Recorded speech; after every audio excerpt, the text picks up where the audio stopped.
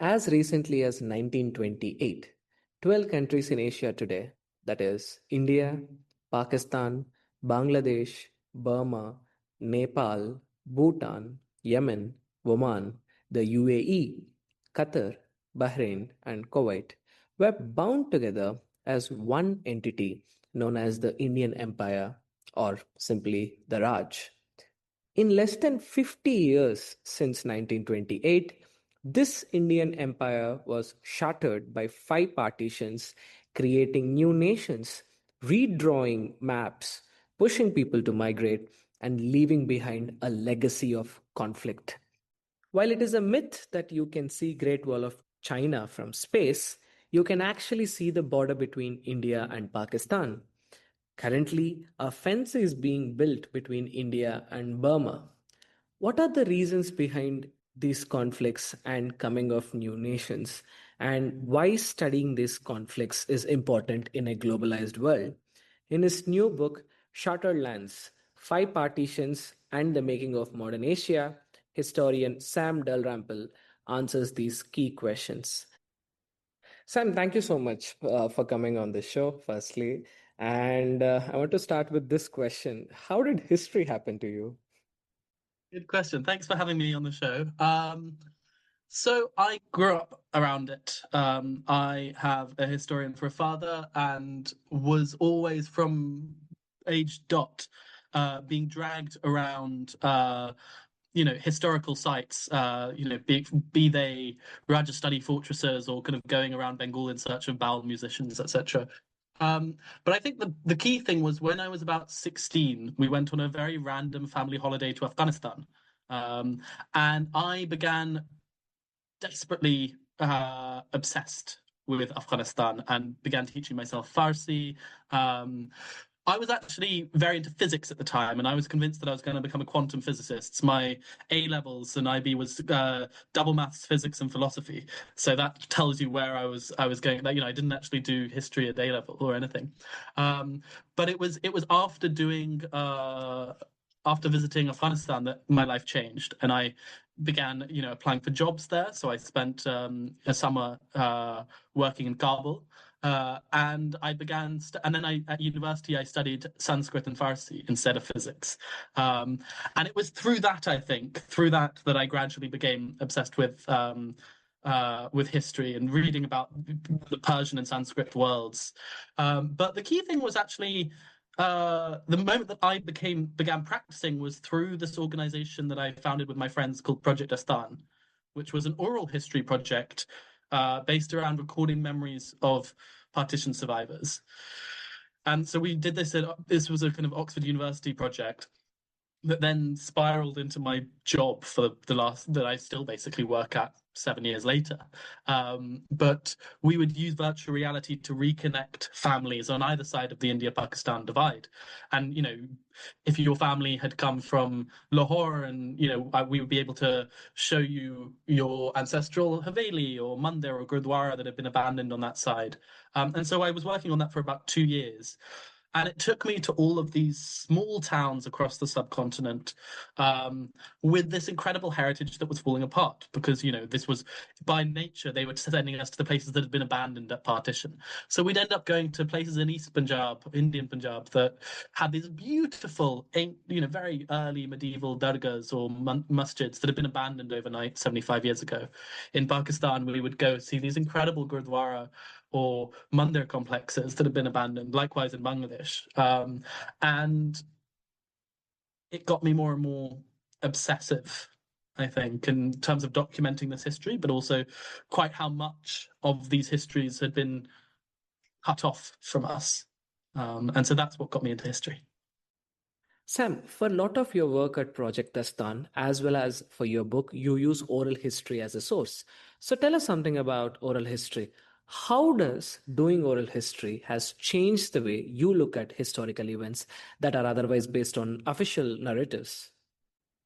Sure, I think oral history is such an important thing because what's written down, you begin to realize is only one fraction of the story. And I think that particularly in India, there's been this aversion until recently. It's begun to change, but until recently, an aversion to oral history is, oh, but what if it's wrong and what if it's contradicted? As opposed to understanding that you can get more sources and that ultimately you're going to interrogate a literary source in the same way as you're going to interrogate an oral history source. But the moment that you begin to think like that, the more that you can suddenly get suddenly events that you were only reading about in rather dry archival sources suddenly become in vivid multicolor. And you can suddenly, rather than just hearing statistics about how many people are killed, etc., you suddenly hear personal stories about love and loss, and personal stories of division. Suddenly someone might hyperfixate on the color of their shoes the day that they were traveling, and it adds so much more of a personal element, I think, to these stories. And now, as you mentioned, each of these stories, oral histories, you interrogate as other sources, and you've got to apply the same rigor, an academic rigor, that you would to any other type of source. But I think it completely changes. I think we're living through a moment when a lot of the stories of the freedom struggle, people who lived through it, are dying out, and we want to collect those stories before they disappear. Just like people collected testimonies of the Holocaust or World War II, or these are such important stories that we need to preserve for future generations. No, I want to further probe you on oral history on two aspects. The first one is oral history is completely based on the memory, and memory sometimes lies, right? The way we recall the incidents might be wrong. That's the first aspect. How do you deal with that?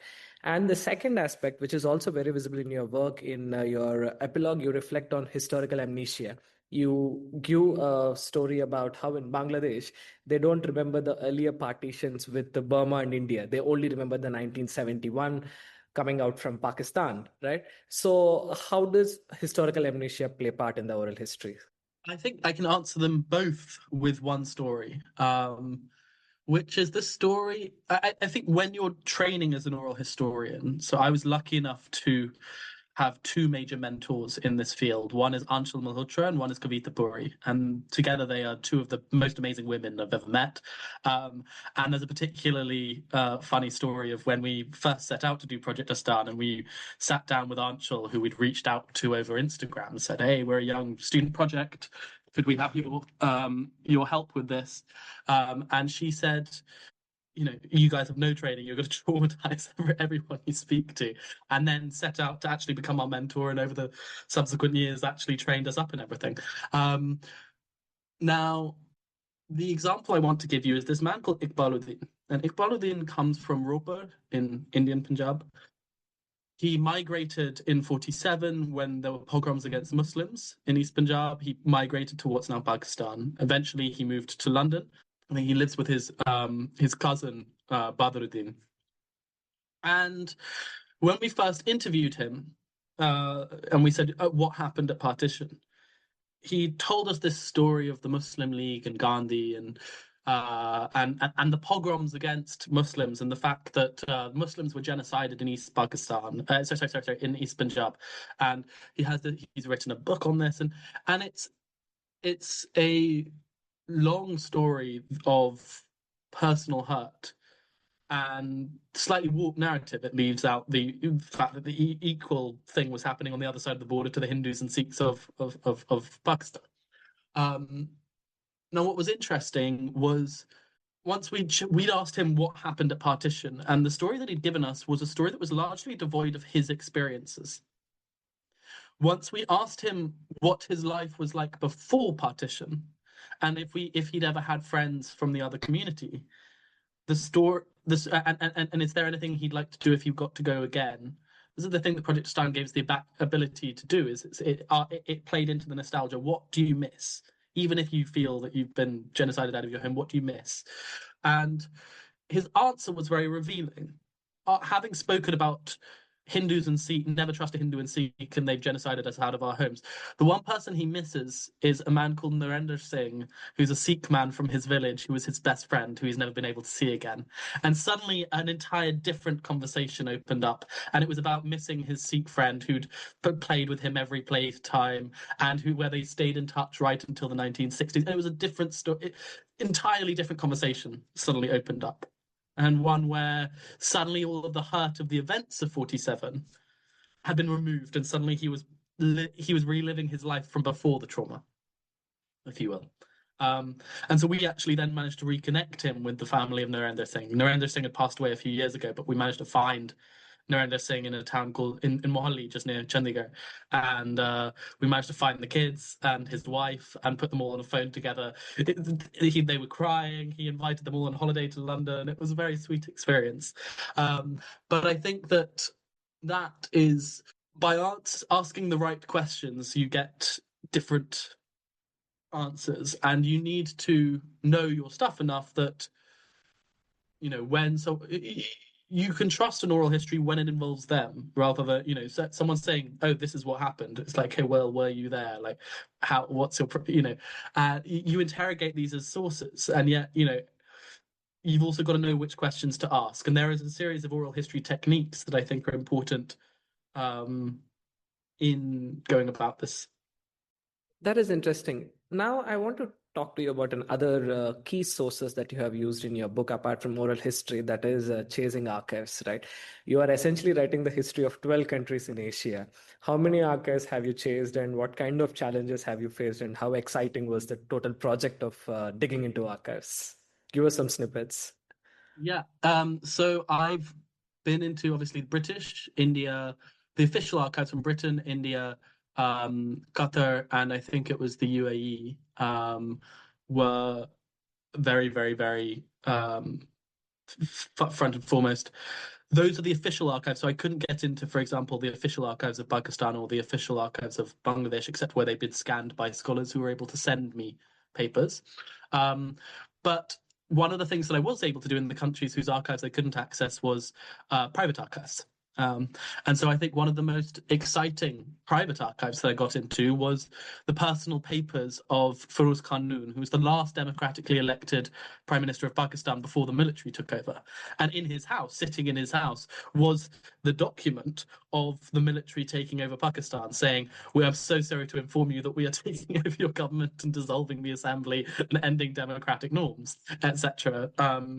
And so that was one of, even though I couldn't access Pakistan's official archives, I was able to see a former prime minister's entire papers. And that was like one of the most amazing things. Also, although I couldn't get into Yemen, I managed to go to Jeddah to meet the deposed Sultan of Eastern Yemen, Qayati state as it was known then, Sultan Khalid al-Qayati.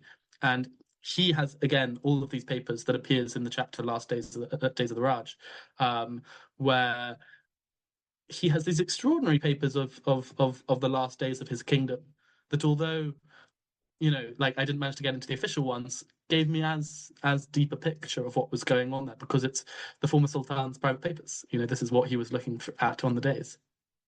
So, what are the challenges that you face when you try to access the archives? Because I understand with Bangladesh and Pakistan, the currently conflict-ridden regions, it's tough to get those archives.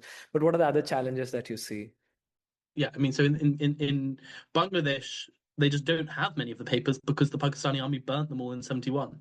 So there just isn't much to look at until pre-71.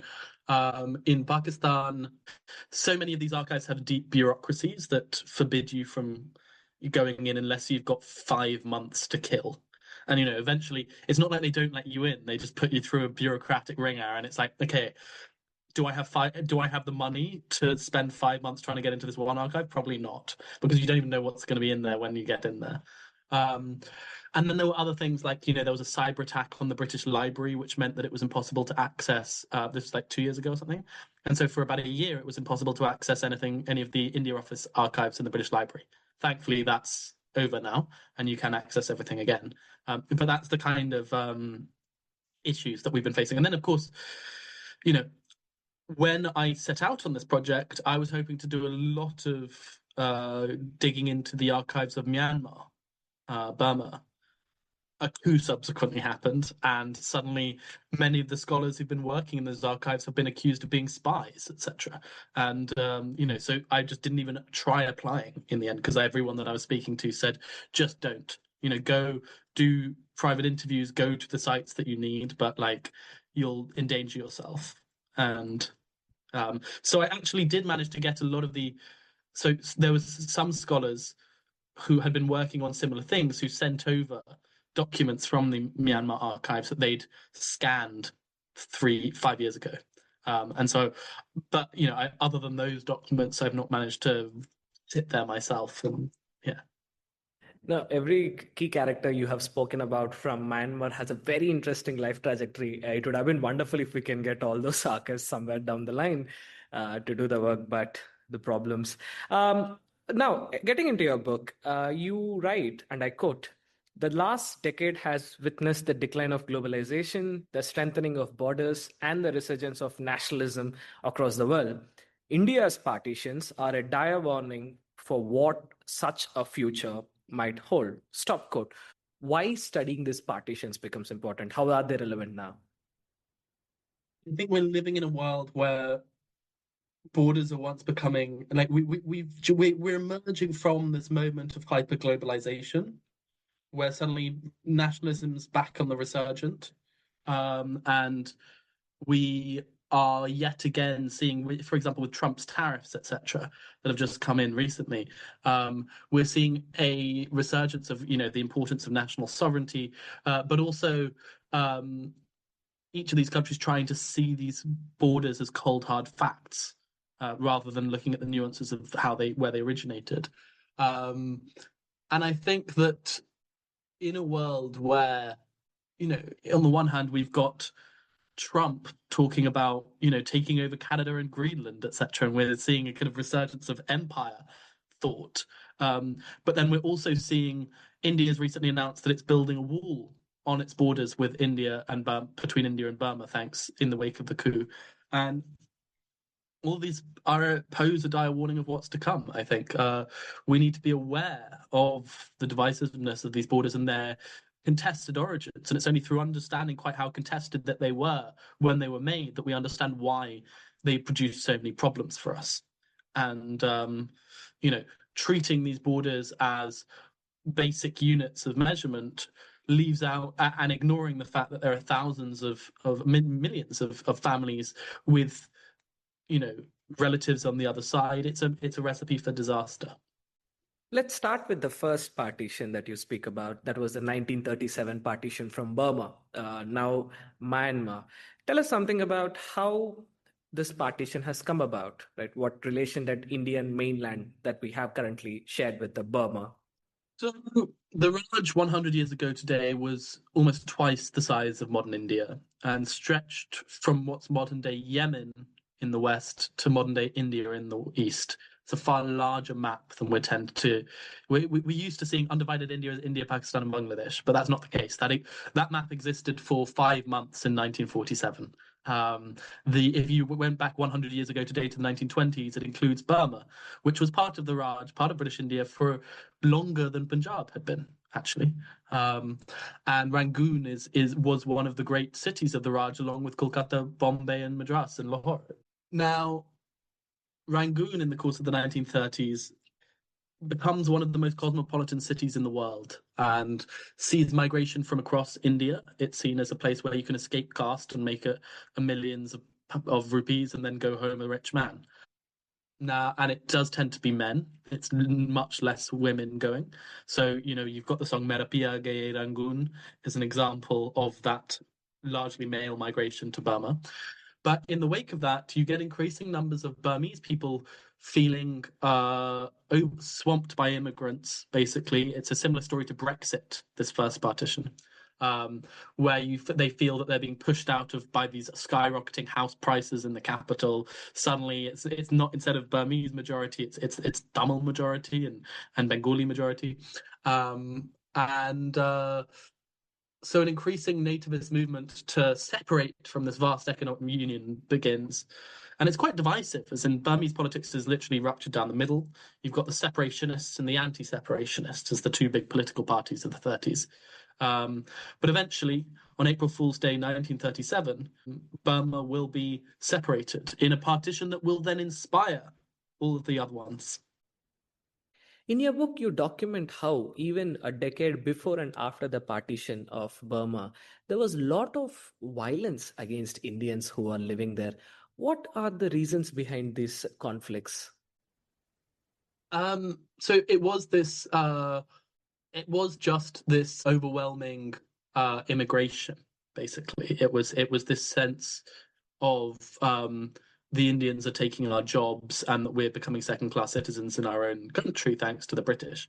And I think Rabindranath Tagore talks about it as double colonialism, that the Burmese are both being colonized by the Brits, but also by Indian immigrants, is his words. And but there is a very important distinction that needs to be made between the 1930 riots, which are sudden emerge out of this kind of racial tension that's going on, and the ones that emerge a bit later, which ultimately actually pushed the Indians out.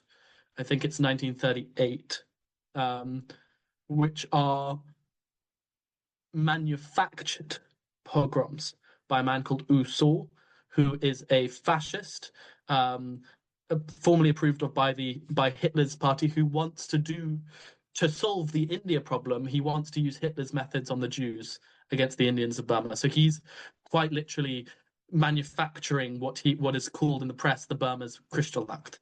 And again, it's this extraordinary event that features very little in contemporary Indian discourse, and yet was one of the big anti-Indian pogroms of history. Another interesting snippet in that particular chapter, you also write about something called the Long March, right, for which you dedicated a complete chapter, where almost 600,000 Indians has fled Burma in 1942, and 80,000 has never made it back to the country, and one of the largest mass migration ever recorded. So how has this reverse migration, how has the Burmese refugees flowing into India has impacted India? There's all sorts of ways. I mean, you can see it in the Rangoon biscuit, the Burma biscuits, which are now a big staple of Lucknow. You've got everything from like the growth of Indo-Chinese cuisine. A lot of the restaurants that now exist across India were to do with merchants who had been trading with Burma, who'd been cut off from Burma, but were used to cooking with the Chinese cuisine there. You've got the growth of places like Burma bazaars in Andhra Pradesh and Tamil Nadu, etc. And then when Burma's finally occupied by when Burma's finally separated and rice is cut off from India, when it's occupied by the Japanese during World War II, you get things like the development of the raw idli, which was an attempt to replace idli so that you don't need rice. You can use semolina instead because the rice had all been coming from Burma. You also get the origins of the Bengal famine, as suddenly all of the rice that had been coming into Burma to Bengal was suddenly cut off, and then Bengal's hit by a hurricane, and then all sorts of other things happen. But the fundamental origins of the Bengal famine are that a huge quantity of rice that had been coming from Burma was no longer coming from Burma. So, because we have started talking about Bengal famine, there is a lot of literature that points out to the fact that Bengal famine happened because of Winston Churchill, and there are opposing views which says that it happened because of the panic and hysteria that was created during the war, and people started hoarding food and etc. etc. What are your conclusions on this? My sources basically say that Churchill's a racist who actively stopped aid coming from to help the famine, but did not cause the famine. I think Amartya Sen has done the best analysis on this. So it's not a famine manufactured by Churchill to screw over the independence movement, which is I think what some people have claimed. It emerges as a result of the rice from Burma being cut off. And what Amartya Sen says is that the crucial issue was hoarding.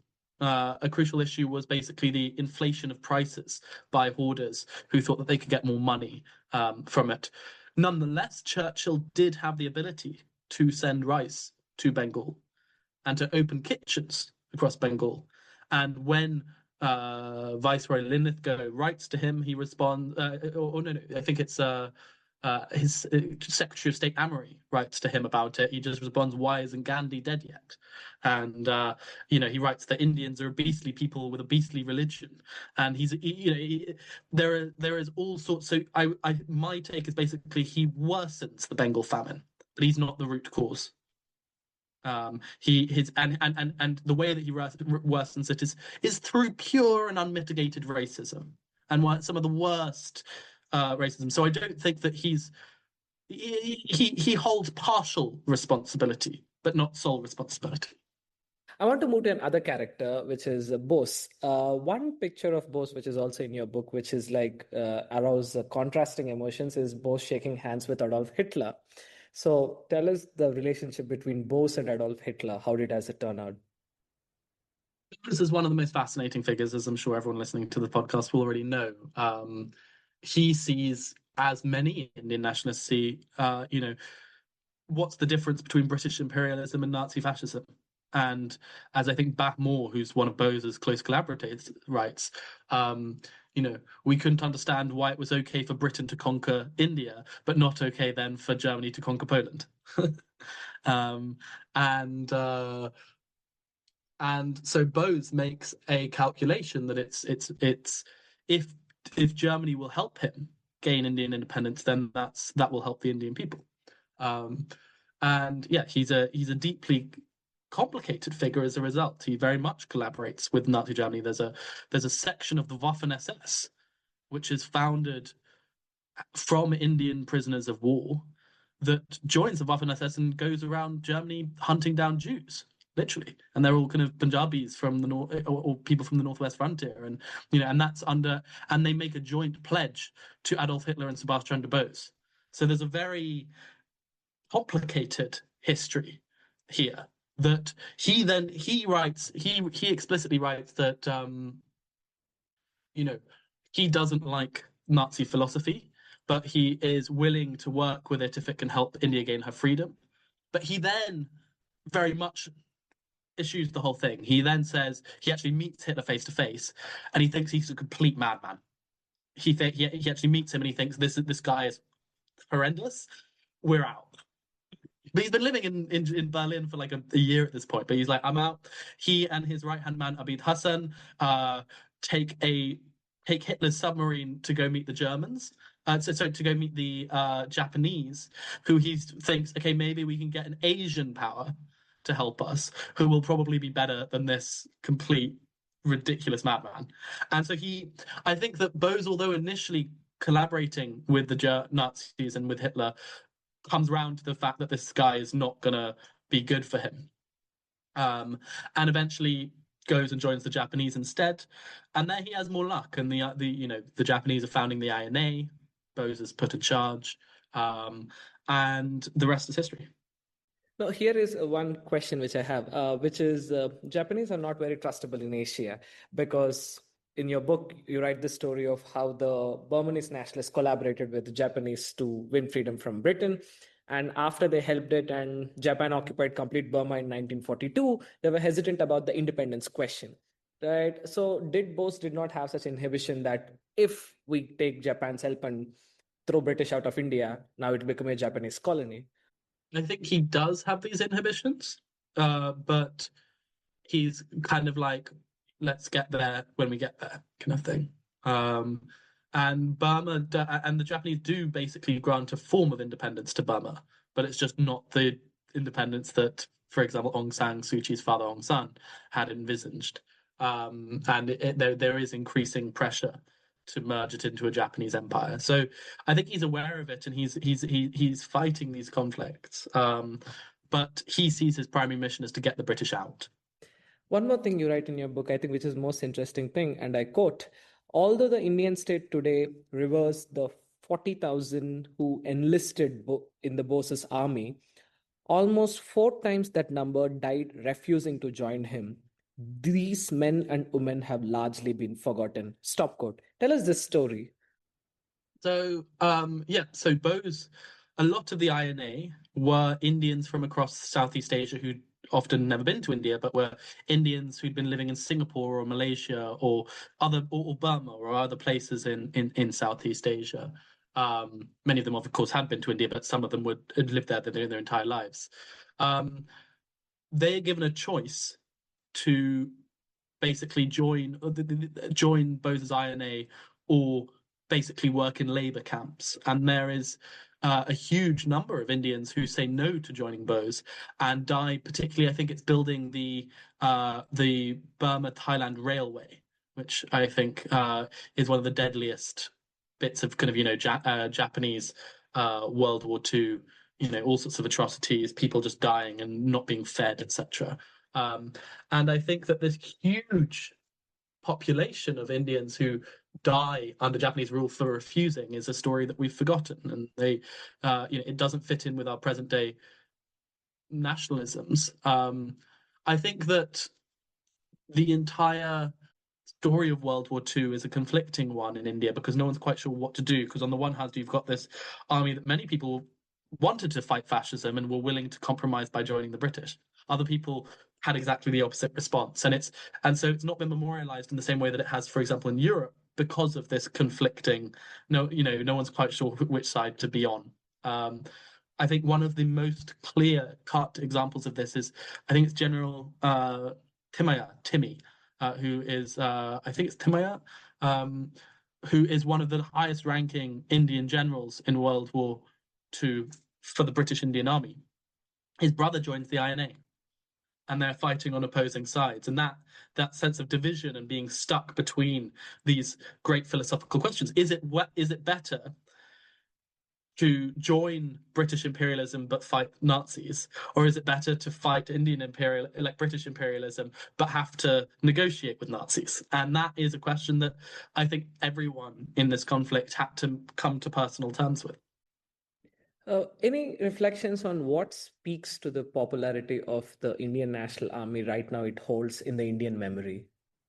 Well, I think it's very clear. I think that they are this gallant bunch of soldiers who choose to fight against their former colonizers and join this very egalitarian army founded in the purpose of liberation. I mean, it's an extraordinary story.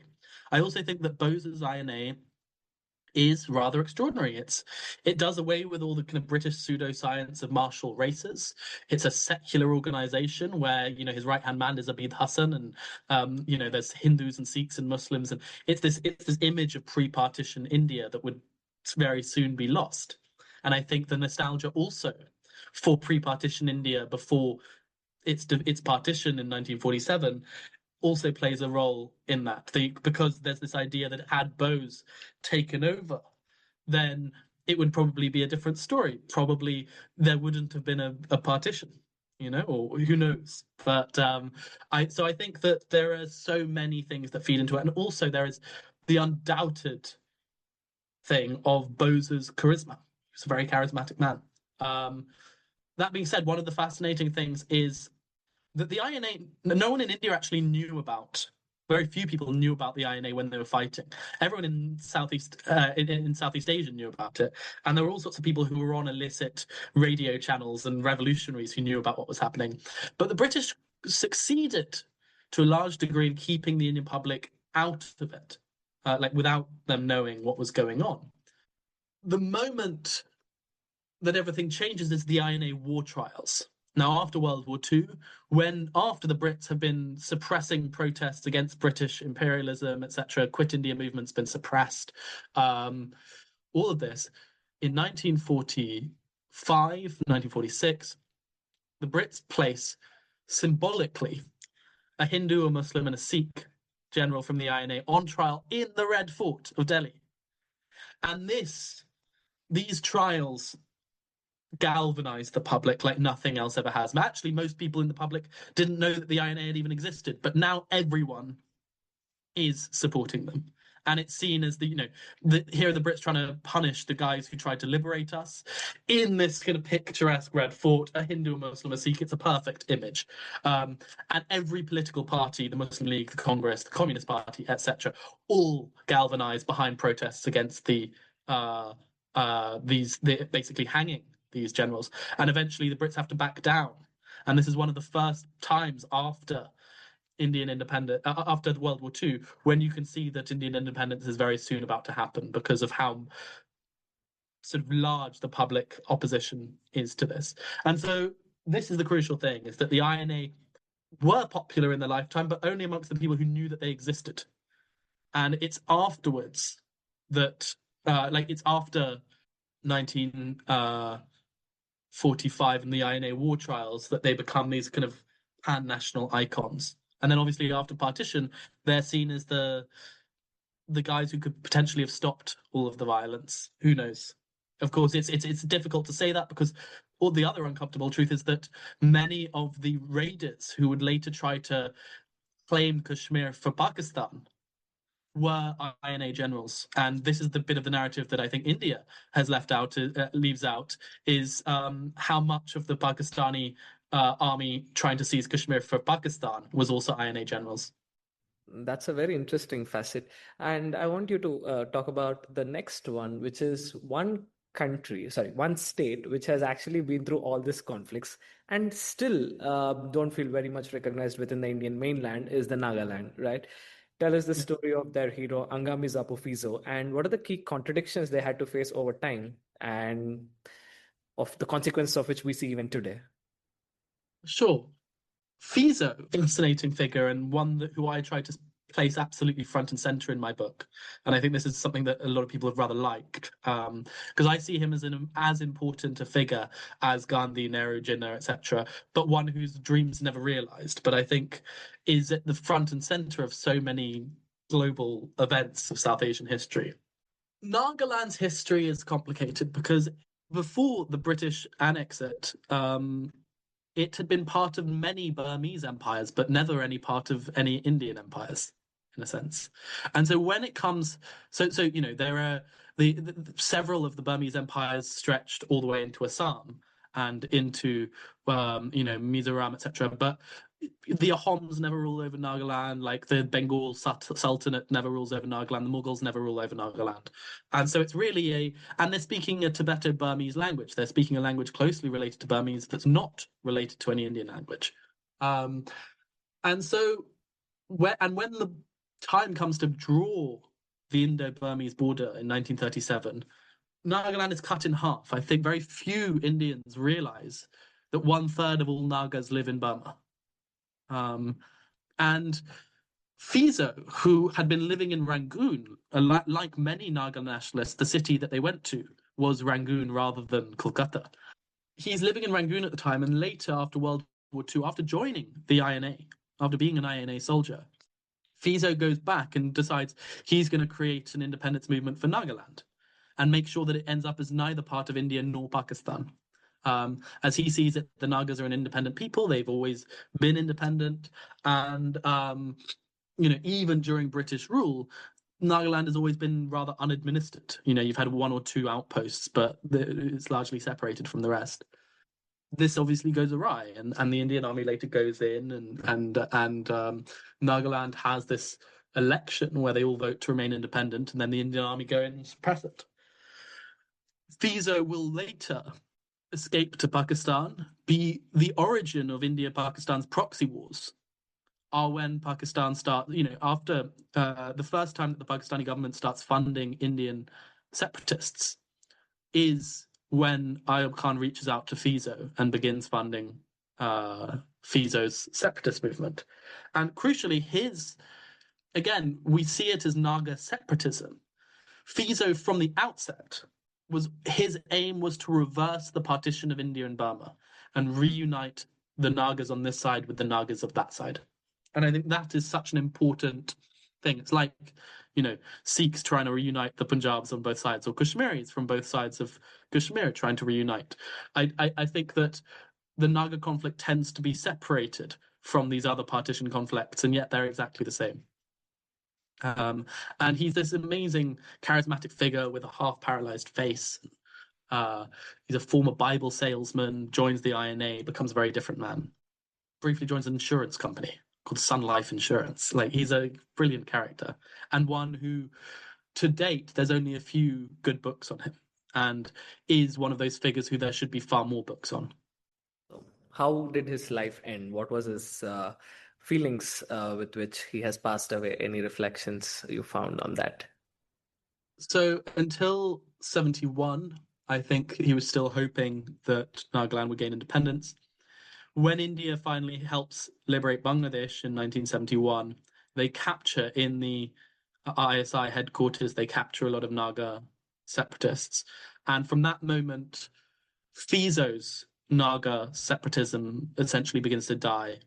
The Nagas who continue to want separation after that will go out to China. It'll be the Isak, Swu, and Muiva, and all these characters who form a very different form of Naga separatism that often excluded Fizo. So by the end, Fizo was living in London, exiled from Nagaland, never able to return home, but had lost control of the movement, and it had turned into a very different sort of thing, a much more violent separatism. And I think he felt deeply hurt by this. I was chatting to Bertil Lintner, who was one of the last people to interview him. And he writes how, like, there were all these people on his street who had no idea who he was.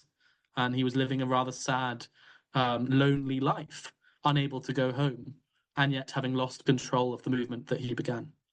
He was ultimately, his body, when he died, I think as a moment of reconciliation, the Indian government brought his body back to be buried in near Kohima. But yeah, it's a rather sad story. The another individual I want to talk about is Jinnah, and I have two large questions. First, I would love to take your comment on the personality of Jinnah. And the second question is, which is a larger debate, which you also addressed in your book, is did Jinnah use the coin of Pakistan as a bargaining chip, or from the very beginning, he wanted Pakistan to be a separate nation? What was in his mind, and what finally led to his Pakistan?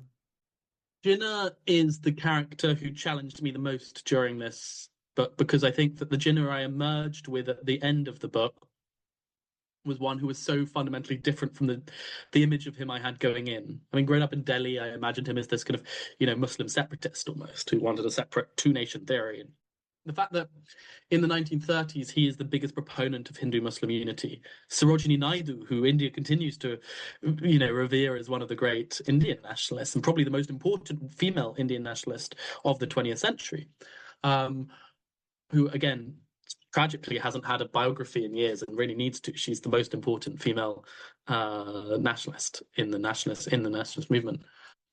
She writes of him as the most important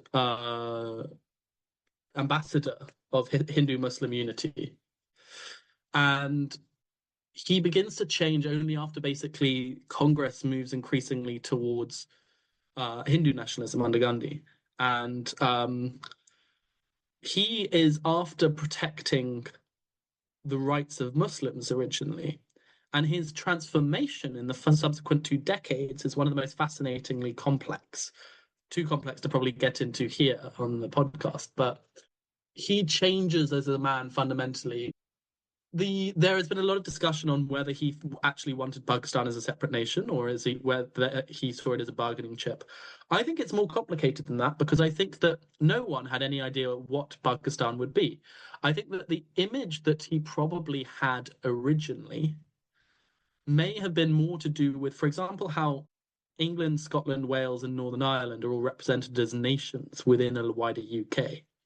Now, when Britain sends out the cabinet mission to offer a plan for independence, and it offers a federal India along those lines, a North India, South India, West Pakistan, East Pakistan, and Deccan, all being united in a federal structure, he says yes.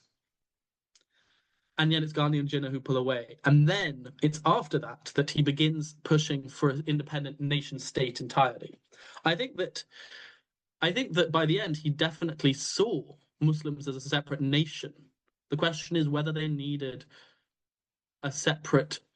whether he imagined the the nation of Pakistan requiring a separate nation state or being part of a greater federal union. That's what I think. I don't think that he was ever willing to give up the idea of Pakistan entirely, but I think that he may have imagined it like Scotland is to England, united in a greater federal structure, or what Pennsylvania is to the United States, California, Texas. They are allowed to have their national identities within a wider framework. And that's, I think, what he imagined. Crucially, even after independence, his daughter stays in Bombay and he keeps his house in Bombay. He thinks he's going to be able to go back. So no one imagined the situation that we have today. Now, how do you see this argument of after the Pakistan had come, Jinnah have turned secular? I mean, everybody hooks onto that one speech Jinnah gave about Pakistan becoming a secular country, but how do you see its actual image? I think that there is no doubt that the Jinnah of the 1920s was very secular. I think that Jinnah probably did want a secular state, but had played into the politics of religious division in order to achieve this idea that was fundamentally flawed, is what I would say. There is no doubt that everyone clings on to this one speech that you're talking about, where in Karachi he says, "You're free to go to your temples, you are free to go to your mosques. The state has nothing to do with religion, and that shouldn't concern you." At the same time, he's saying that in English to an English-speaking audience of elite Karachi people. At the same time, in Urdu, in UP, he's talking about creating a new Medina and creating a religious state, and it is Islamic state. Jinnah compares politics to chess. It's slow, methodical, and often you do things that to surprise your enemy that seem like suicidal, but actually are part of this greater plan. Only the fact that we're still discussing what his intentions were probably means that he was clever. He created a nation state, he managed exactly what he'd aimed for. I don't think, though, that the Pakistan of today is the image that he imagined it to be. I think that he held on to this idea of hostage theory, which was the idea that Pakistan would be forged out of the religious minority of the Muslim areas, but he imagined that no one would ever migrate. So he imagined that Pakistan would be 45% Hindu and Sikh, and that India would be kind of 40% Muslim, and that as a result they would have to look after their minorities so as to prevent any harm affecting minorities in the other states, basically keeping all the minorities hostage. So he talks a lot about that, and I suspect that is what he imagined. He imagined that his naivety was to not realize that people would begin to migrate. That's interesting. But one more interesting fact, which I have come across in your book, was about Radcliffe, right? The man who was commissioned to divide India and lay the border between India and Pakistan. And you have said it is Jinnah who proposed the name of Mr. Radcliffe, the man who have never moved further Paris in his lifetime. No, tell us something about the job that Radcliffe has done. How good was he at his job? I think Radcliffe, when you actually get to reading about him, is a civil servant who's given a massive task that he never really understood. And he returns down all the money. He says, everyone's going to be after my head. I want nothing to do with them, and goes and flees. I think he understood that he was doing a botched job at the time, but he wasn't being given time to do it by his political superiors. So I would place the blame much more on Mountbatten, Nehru, and Jinnah than I would on Cyril Radcliffe, who was given 77 days to do a task that, even in the best of times, would take a decade. And also on outdated census maps that hadn't been updated since World War II. Another important thing which plays into the India's partition is the fourth partition that you talk about is the partition of princely states, right? And you write that much of the border between India and Pakistan was not just the job of Radcliffe, but it is the job of the princely states, right? Tell us something about how these princely states were integrated, what challenges they have posed, and maybe specifically reflect about what was Nizam of Hyderabad thinking at the moment of independence of India. Sure. So I think we forget that these states were not integrated into India, and that there was a distinction between British India and the third of the subcontinent that was essentially run by small protectorates that are handed over their defense and foreign policy to the Raj, but were otherwise completely internally independent. So there's a strange thing that, in 1920s, British India included Aden and Rangoon, but it did not include Jaipur, which was a princely state. It did not include Hyderabad. It did not include Srinagar, but it did include Aden and Rangoon and Bombay and all the rest of it. So the princes are basically given the option of staying independent, become like the Brits give them the option of independence, India or Pakistan, or choose another state. Many princely states joined Burma. Manipur almost does. All the Shan states joined Burma. Dir in modern-day Pakistan almost joins Afghanistan.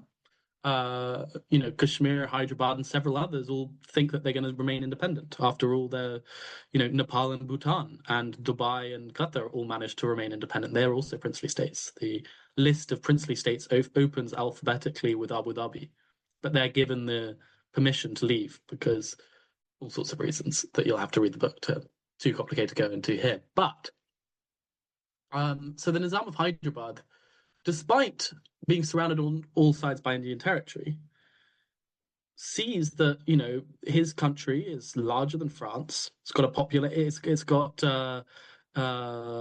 an economy better than Belgium's. It's got its own military. It's got its own airplanes. It issues its own civil documents. I actually have a map that I've just bought from an old vintage store that was published in January 1948, and Hyderabad is still an independent state on it, which is very interesting. Hyderabad and Kashmir, because all the other princely states by Jan 1948 had their status resolved, whereas Kashmir and Hyderabad in the early 1948 maps are still there alongside India and Pakistan. Bizarre. So it's this very complicated scenario, but I think that we tend to dismiss the possibility of them remaining independent without thinking about the fact that Nepal, Bhutan, Dubai, Qatar, etc. were the same scenario, and they had managed to remain independent. And you only have to look at, I think it's Lesotho. Lesotho is surrounded on all sides by South African territory, and I think Hyderabad would have been no different. It's not like there aren't countries in the world that are surrounded by one country. He could have imagined it, but Patel did not like it to be. And Patel did not like it, and that's the crucial thing: is it comes down to the Indian High Command's willingness to allow this to happen. But from a completely legal standpoint, it was an independent nation state. But Patel and Nehru refused to let this happen.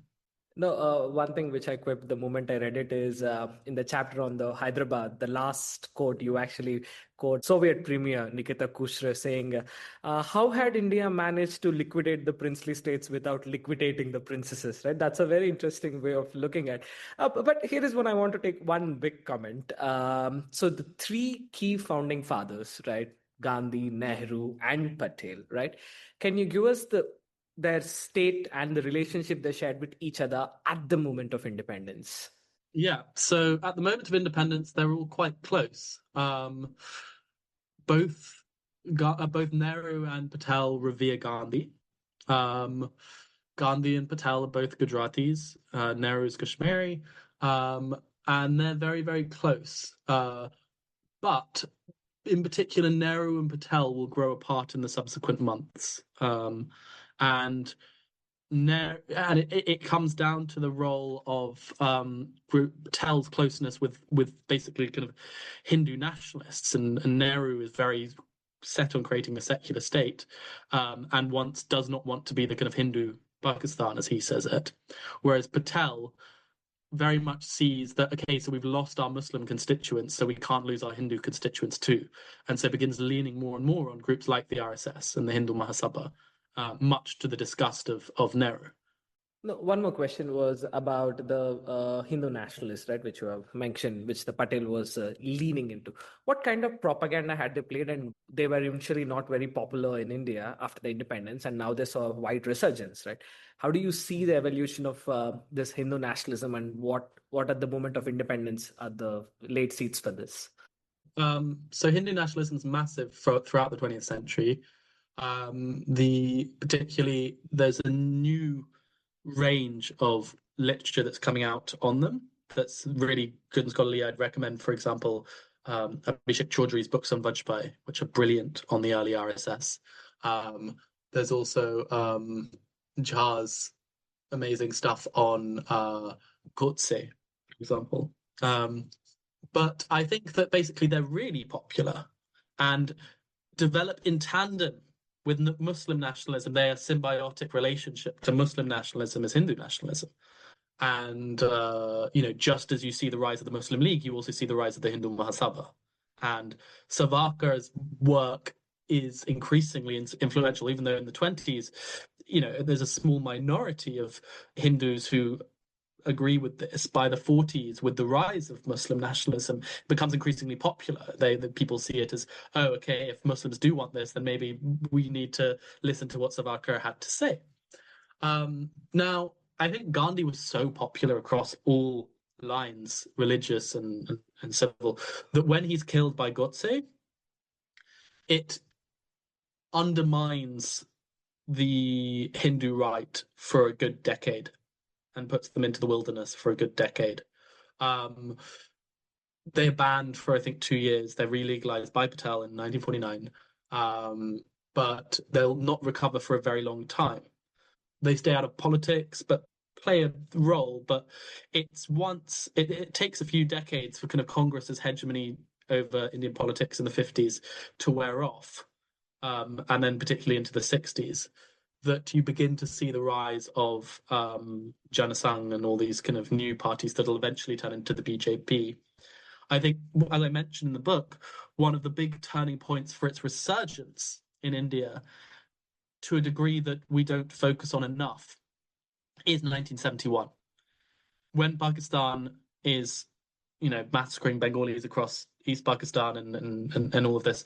There is a definite targeting of Hindus. And the majority of the refugees who come to India at that time are Hindus. And the plight of these largely Hindu, but not all Hindu, as in we're talking slight majority, and we're probably talking like 51, 53% Hindus. But when you talk about the fact that they were only 30% of the population, you can see how much more targeted they were during this whole conflict. It's this plight that convinces people like Narendra Modi to join the RSS for the first time. So Modi's biographers all talk about this, and he's talking about this, the fact that it was seeing Hindu refugees coming over from Bangladesh and the way that they were treated in Bangladesh that finally convinces him to join this organization. And I think that several organizations similar to the RSS, like, several of the leaders of the Sangh Parivar have their roots in being radicalized at this moment by the quite clear massacring of Hindus, basically. And so whereas Hindu nationalism had largely been discredited after Gandhi's assassination, in 1971, it's recredited again in some sense. That's my take, at least. A very irresponsible question, but do we actually imagine a partition possibility in the 21st century? I don't think so. I think that these nationalisms are all so firm now that imagining the borders changing that dramatically would require something seriously to go wrong with all these politics. I think, of the former states, I think the most likely would probably be Yemen. Yemen or Myanmar are both very contested regions. The governments don't have a lot of control. The nationalisms that have been forged around these nation states have fallen apart. and people want change. And so I think you could imagine, the breakup of modern Yemen or the breakup of modern Myanmar in the near future. I don't foresee India, Pakistan, or Bangladesh undergoing any major change. Potentially over Kashmir, like changing where the borders are over Kashmir. The closest we've ever come to resolving the Kashmir dispute was probably the Vajpayee's attempted solution with Musharraf and Nawaz Sharif in the Agra summit and before, like 99 to 2001, that kind of time, which proposed making the line of control an official border. So India would give up its claims to North Kashmir and Pakistan would give up its claims over Srinagar, but allow complete freedom of movement for Kashmiris to allow them to cross over either side, and also basically allow, I think, everyone from India to go to all sides of Kashmir and allow everyone from Pakistan to go all sides of Kashmir. So it would have been along the lines of the Good Friday Agreement and how it's played out in Ireland and its partition conflict, which of course was the inspiration in many ways for what happened in India and Pakistan. So something like that could happen. Obviously, we've just had an India-Pakistan war recently, and anything could happen. Like we could have a moment with Indian troops rolling into Lahore. We could have a moment of where China joins a Pakistan side, and it's a very different thing. Who knows? We could have a world war. We don't know. But in terms of homegrown nationalisms creating entirely different scenarios, I think Myanmar and Yemen, with their civil wars, are the most ripe for borders being redrawn. Although it remains to be seen who by and how much that will actually lead to any peace. Sam, what about the next book?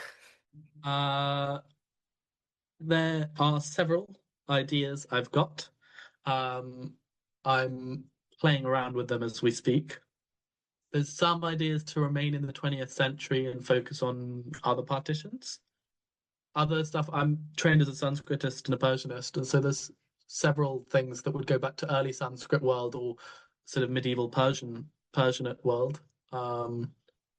The big thing that I really want to do in the next few years is that me and Anirudh Karnasetti have been talking about trying to rediscover the lost medieval capital of the Deccan, which has been lost. And we've been trying to collate some sources and figure out where it might be. You may see projects surrounding that in the near future. All the best in that journey. Hope you find the last city. Sam, thank you so much. This was wonderful. Thank you.